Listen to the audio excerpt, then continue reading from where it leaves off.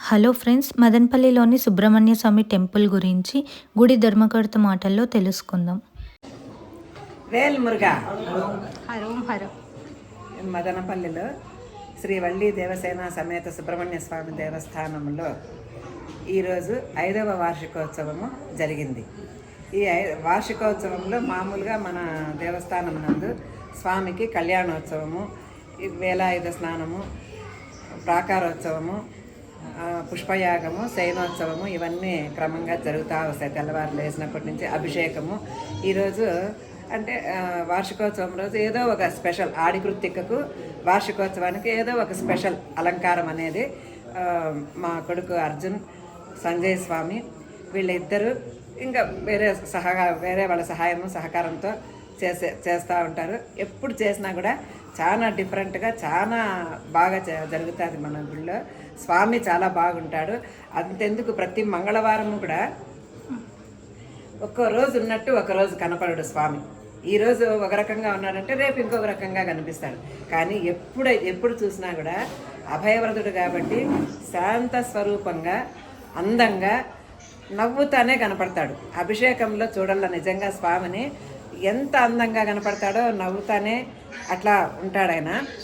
మాకందరికీ అట్లా మాకు సంతోషం అవుతుంది. ఈరోజు కళ్యాణోత్సవం టయానికి ఎంతమంది రోడ్డు అంతా బ్లాక్ అయిపోయింది. ఈ నిమ్మన్నపల్లి రోడ్డు అంతా కూడా బ్లాక్ అయిపోయి ఇక్కడి నుంచి మెయిన్ రోడ్డుకి నడిచేదానికి కూడా స్థలం లేదు. ఆ విధంగా వస్తారు జనాలు. ఇంతమంది రావడానికి అంటే ఈ పక్క ఎక్కడే కానీ సుబ్రహ్మణ్య స్వామి మూల విరాట్గా ఉండేది ఈ పక్క లేదు. నెక్స్ట్ ఇక్కడ సత్యం బాగా జరుగుతుంది.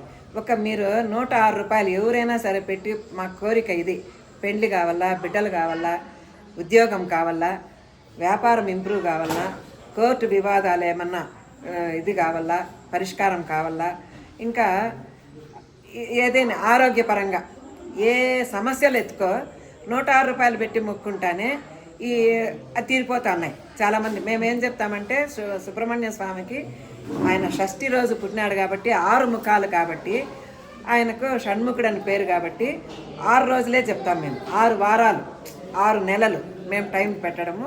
ఆ భగవంతుడు ఎందుకో మాకు 6 వారాలు 6 నెలలు ఇట్లా చెప్తాం కాబట్టి ఆయనే మాకు పలికిస్తాడేమో మాకు తెలుసు. అది ఆ విధంగానే వాళ్ళకు అందరికీ ఆ కోరిక అనేది తీరిపోయి మాకు మళ్ళీ ఈ కోరిక తీరింది అనే ఉద్దేశంతో వచ్చి దర్శనం చేసుకోమంటాం. పెళ్ళిళ్ళు అయితే వచ్చి మేమిద్దరము భార్యాభర్త ఇద్దరం దర్శనం చేసుకుంటామని మొక్కోమంటాం. బిడ్డలు కావాలని మొక్కున్నారంటే ఆ బిడ్డలకు స్వామి పేరు వచ్చేట్లుగా పెట్టుకోండి అని చెప్తాం. నెక్స్ట్ ఉద్యోగం అనుకోండి. ఆ ఉద్యోగం వస్తే ఏమైనా మీకు ఉద్యోగం వస్తుంది కాబట్టి ఏదైనా గుడి డెవలప్మెంట్కు మీరు భాగస్వాములు కాండి అని చెప్తాము.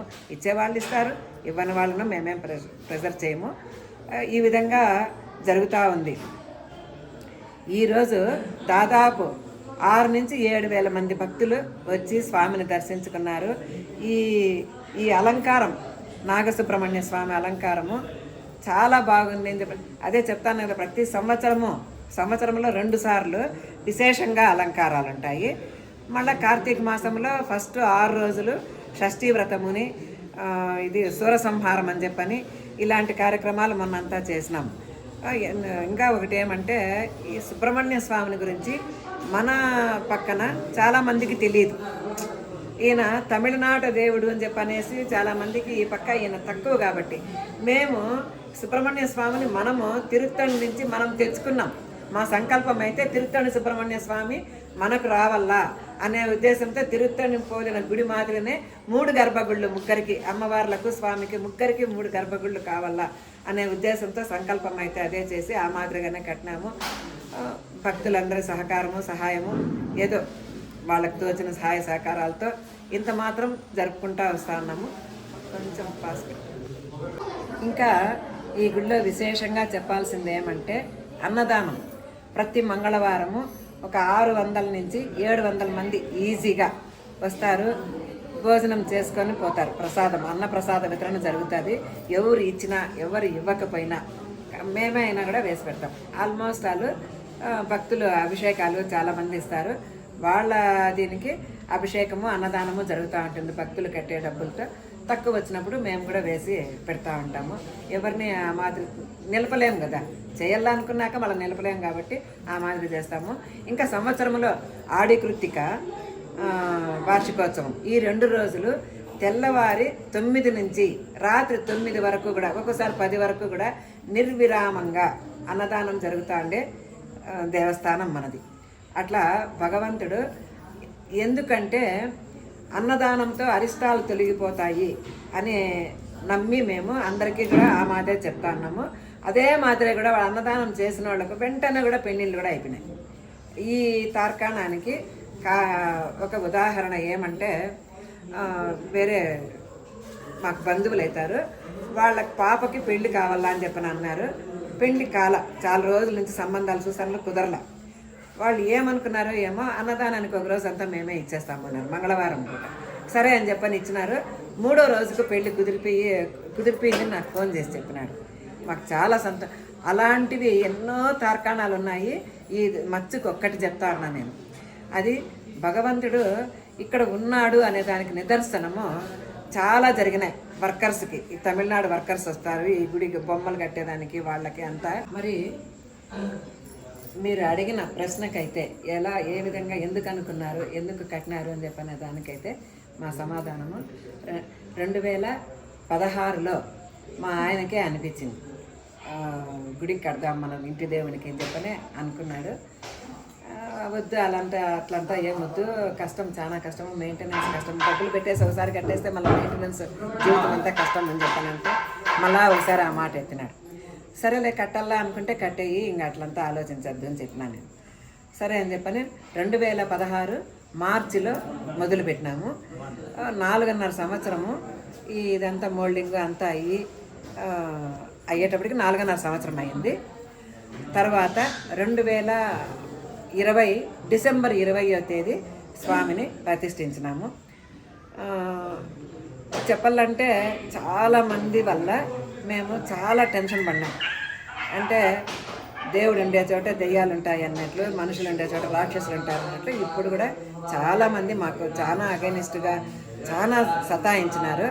అన్నిటినీ కూడా సుబ్రహ్మణ్య స్వామి ఆశీర్వాద బలం వల్ల మేము ఛేదించుకుంటూ ఇంత మాత్రం చేయగలిగినాము. ఇంకా కూడా ఆయన ఆశీర్వాదంతోనే మేము ఇంకా కూడా చేయగలుగుతామని చెప్పనే నమ్మకము. ఒక్కోసారి నిరుత్సాహం వచ్చినా కూడా, అంటే ఈ ప్రెషర్ వల్ల ఏదో ఇబ్బంది పెట్టాలా అనే దీనివల్ల వచ్చినా కూడా మళ్ళా స్వామి మనకు ఉండాలి, మనం చేసేది మంచి పని. దానివల్ల ఇప్పుడు చెడ్డవాళ్ళకే దేవుడు ఏమీ చేయలేక మంచి జరుగుతూ ఉన్నప్పుడు మనం మంచి పని చేసినప్పుడు మనకు ఎందుకు తోడుగాడు. కాకపోతే కష్టాలు అనేటివి ఉంటాయి భగవంతుని కార్యం చేసేటప్పుడు అని మా అంతకు మేము ధైర్యం తెచ్చుకొని ముందడుగు వేస్తా ఉన్నాము. ఈ ముందడుగులో భాగంగా ఇక్కడ ఈ గుడికి ఆగ్నేయంలో గుట్ట ఉండదు.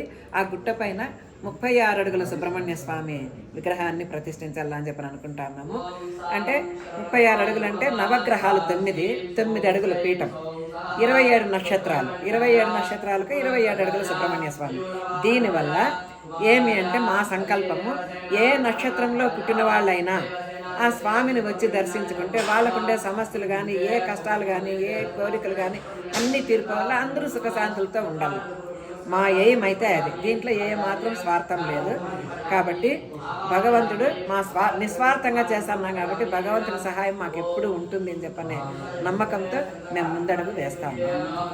వేల్ మురుగా. హరోం హరి.